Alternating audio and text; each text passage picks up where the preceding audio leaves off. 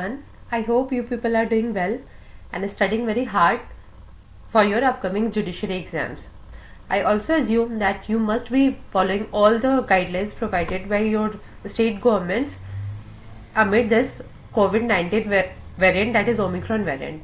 Please make sure that you follow all the guidelines and be safe, because health is priority. Then only you will be able to prepare for judiciary exams and finally become a judge. All the very best for your exams. So we have brought a new series for you all, that is top judgments of Supreme Court that were pronounced in year 2021. So in this series today we will be starting with the part 1 of this series.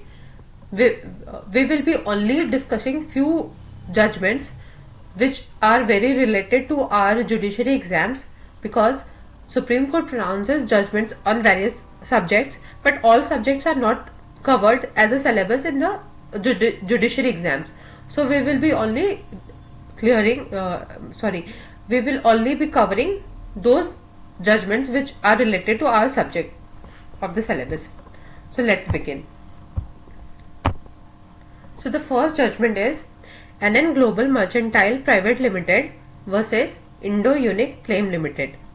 It was pronounced on January 13, 2021. Please note the citations as well, and be prepared with a note of this series, because it will help you at the time of revision.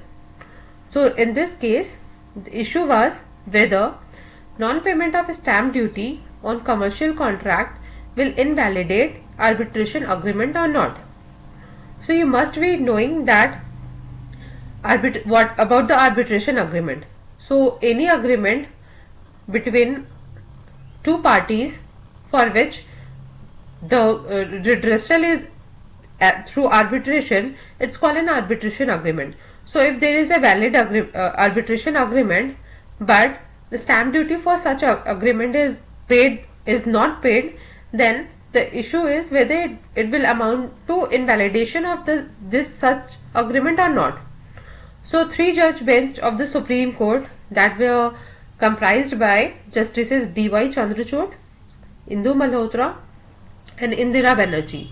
They said that non-payment of stamp duty will not invalidate the arbitration agreement, but they had not pronounced a final judgment. Rather, they have referred this issue to the Constitution Bench. I hope you are aware about the Constitution Bench. Constitution Bench is a bench comprises of minimum 5 judges of Supreme Court. So such a Constitution Bench will be constituted, and then this matter will be raised there. This matter will be discussed and a final judgment will be pronounced. So moving ahead, the second case is Ireo Grace Realtek Private Limited versus Abhishek Khanna. So in this case, the Supreme Court held that incorporation of one-sided and unreasonable clauses in apartment buyer's agreement constitutes an unfair trade practice. So I hope you must be aware that when you go for buying an apartment, builder provide you with a standard form, a standard agreement, and you have to just sign on all the pages at the designated place on the pages of the agreement. You only have the capacity to negotiate on the terms of price and the amenities that are provided, but there are various other several clauses like arbitration. I will be giving you a example of real life. When I went for buying the apartment, there was one clause that said that the matter in the case of dispute will only be addressed by a sole arbitrator provided by the company or the builder. So I asked them that this is not very valid, because Supreme Court had already declared that sole arbitrator in the arbitration agreement is not legal, and there must be at least I guess it is a odd number of arbitrators. I need to refer it back, but sole arbitrator is not legal as per. So they didn't means responded very nicely, and they said that we will refer to our legal team and all. So this is real time example, but in this case, sorry, the in the previous slide you might be seeing that, one second, yeah, that the court said that justice which was comprised by Justice D.Y. Chandrachud, Indu Malhotra, Indira Banerjee, that one-sided and unreasonable clauses constitutes an unfair trade practice under Section 2(1)(r) of the Consumer Protection Act. So this is one of very important judgment. Please note of this judgment as well. So moving ahead, we have another case, that is Lakhvir Singh versus State of Punjab. In this case, the court held that Benefit of Probation Act is not excluded by mandatory minimum sentences prescribed for IPC offences. A two-judge bench that were comprised by Justices Sanjay Kishan Kaul and Rishikesh Roy, they observed that the Benefit of Probation Act is not excluded by mandatory minimum sentences prescribed for IPC offences. And in reference to the facts of the case, that is the case of Lakhvir Singh versus State of Punjab, they said that the Section 4 of the Act, the Section 4 of Probation Act would come to the aid of the accused and not the Section 6 of the accused as the aid, as the accused were under age of 21 years. Sorry, it's not 1 year, it is 21 years on the date of offence and not on the date of conviction. So this is another important section, that Benefit of Probation Act important case, that Benefit of Probation Act is not excluded by mandatory minimum sentences. Moving ahead, we have another case of Anand Global Mercantile Private Limited versus Indo-Unique Flame. So in this case, the issue was whether advocate on record includes sole proprietary firm or not. This was such an issue that was taken by the Supreme Court suo motu, but Supreme Court leaves this question to the Supreme Court rule making authority. Haven't pronounced any judgment or declared whether it is proprietary firm or not, sole proprietary firm. Rather, Supreme Court rule making authority will decide about it. We have another case, that is Union of India versus K.A. Najib. In this case, it is also very important case in the respect of fundamental right of the given in the Constitution. So it says that it held that violation of fundamental right to speedy trial is a ground for constitutional grant to grant bail in UAPA cases.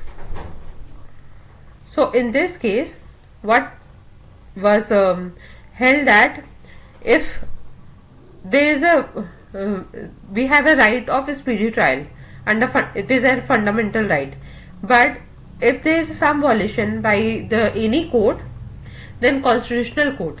So who are the constitutional courts? The High Court and Supreme Court.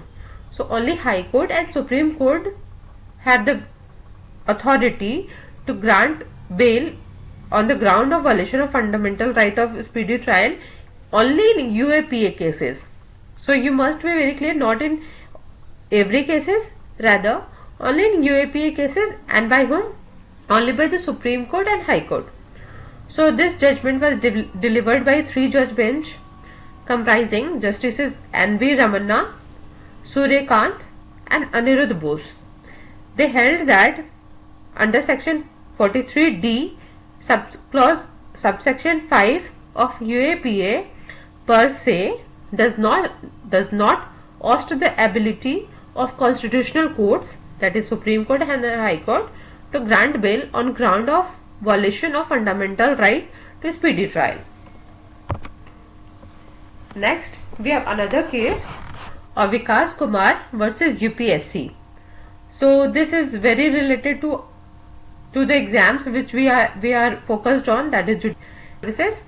It was held that Supreme Court judgment, the earlier Supreme Court judgment, that is V. Surendra Mohan versus State of Tamil Nadu, which excluded, in this case, the Supreme Court excluded that persons with over 50% of visual or hearing impairment will be excluded from giving the judicial service. But in this case, the current case versus UPSC, Supreme Court judgment and the earlier judgment is no more applicable. So I hope it is very clear that in previous case, that is Surendra Mohan versus State of Tamil Nadu, Supreme Court held that 50% of visually and hearing impairment persons are excluded from judicial services, but this is no more applicable, which was held in this Vikas Kumar case. This is very important. Now we have 7th case. The case is Kanish Fatma versus Police. It was held that right to protest cannot be anytime and everywhere. This case was related to the protest that went for a year long of Shaheen Bagh. We must be aware of that. So a 3-judge bench that was comprised by Justices Sanjay Kishan Kaul, Anirudh Bose and Krishna Murari, they said that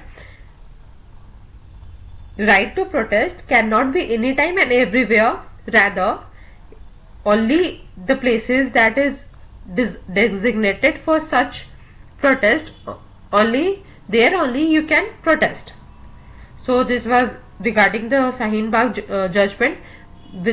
In this case, the petitioner has moved to further review petition against the Shaheen Bagh judgment, but the Supreme Court clearly dismissed this petition. So we have 8th number of case, that is Enforcement Directorate versus Kapil Wadhwa. So in this case, issue was whether day of remand is to be included for considering a claim for default bail or not. So I hope you must have gone through the CRPC provisions, and there is a time limit that if investigation is not completed within some designated time period, that is 60 or 90 days in the cases of punishment for life imprisonment or 10 years, up to 10 years and more than 10, then if it is not completed in 90 days or below that sentence is not completed in 60 days, then persons automatically get right to claim for bail. So in this case, the issue was read whether the day on which the arrest was made, whether that day is to be counted for considering a claim for default bail or not. But Supreme Court has not given a clear judgment on this. Rather, the Justices Sanjay Kishan Kaul and Rishikesh Roy noticed that in the earlier cases, there were several other cases which was pronounced earlier, that is State of MP versus Rustam, pronounced in 1995, and Ravi Prakash Singh versus State of Bihar. It was held that the date of remand is to be excluded for computing the permitted period of completion of investigation. But on the other hand, there are several cases as well in which it was held by the respective high courts that the date of remand is not to be included. I mean, it is to be included in these cases. In the State of MP versus Rustam, it was said it is to be included, but in other cases it was said it is to be included. So the Supreme Court has referred this very issue to a larger bench. A larger bench will be constituted, and then they will pronounce a clear judgment on it. Sorry, we have another case, that is 9th number of case. It is not 5th. That is Vikas Kishan Rao Gawali versus State of Maharashtra. In this case, it was held that OBC reservation cannot exceed 50%, and the Supreme Court read down that Section 12(2) subclause C of Maharashtra Jila Parishads and Panchayat Samitis Act. A 3-judge bench was comprised, including Justices D.Y. A.M. Khanvilkar, Indu Malhotra and Ajay Rastogi. They observed that reservation in favor of OBCs in the concerned local bodies can be notified to the extent it does not exceed aggregate 50% of total seats reserved in favor of scheduled castes, scheduled tribes and other backward classes taken together. So they have reiterated the pronounced judgment, that is there is a 50% capping on the reservation, but they have also read that 12 2C of Maharashtra Jilla Parishad and the local bodies also cannot violate this capping. I guess I have missed one case. Yeah, it's everything is done. Okay, thank you very much.